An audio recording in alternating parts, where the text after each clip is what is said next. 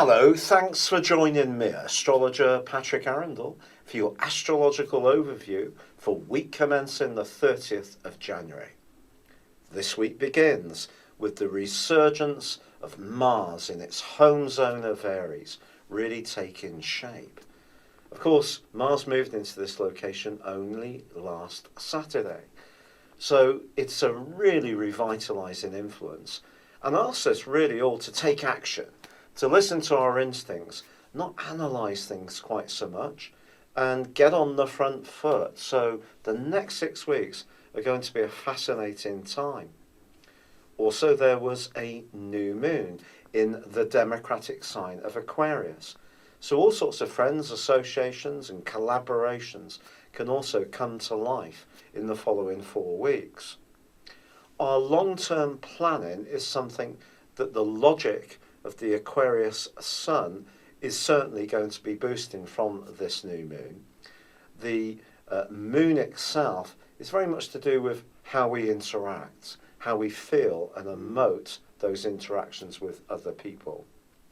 However, this is also a week which begins with 2 influences which run over from last time. Mercury, the planet of communication, is combining with Pluto in the business-like sign of Capricorn. If there is something that you or I need to grapple with that requires intense concentration, this is certainly going to help. But also Capricorn is about the traditional, and Pluto is about change, so there may be something in our thinking that could be challenged between sticking with the orthodox and what we know and being more open to new ideas. Also Saturn, the planet of structure, transiting through the mutable but fiery sign of Sagittarius, all about knowledge and information, is squaring up still to Venus on Monday and Tuesday.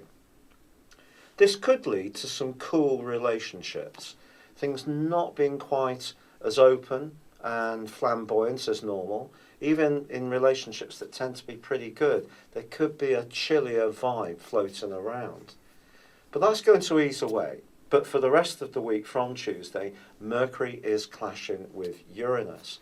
And that's when I feel that the traditionality that we basically get with Mercury in Capricorn is going to come up against the more radical influence of Uranus in Aries, which is about really changing, going for it without analysing the consequences too much.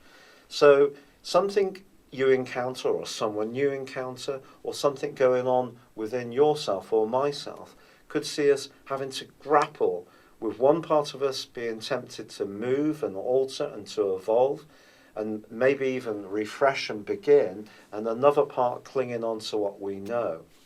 By the end of the week, however, by Saturday, Venus makes its way into Aries.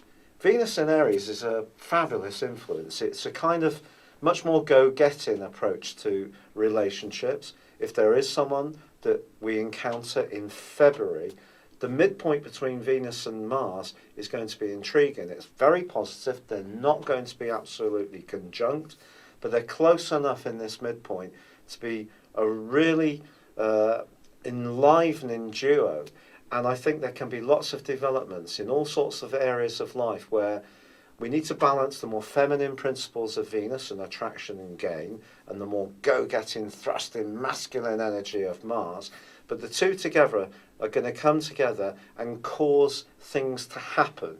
So if you have been encountering any kind of inertia, this is going to help to break that down and get you on the front foot. It's been a real pleasure being with you. Thank you for joining me. Good luck and goodbye for now.